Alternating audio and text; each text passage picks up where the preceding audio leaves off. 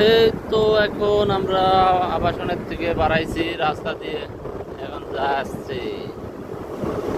এই দেখো,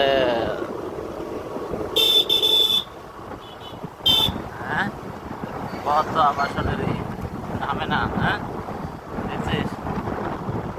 মাথা আমার তো ছুটিয়ে ফেলা যেতাম না বাইরে।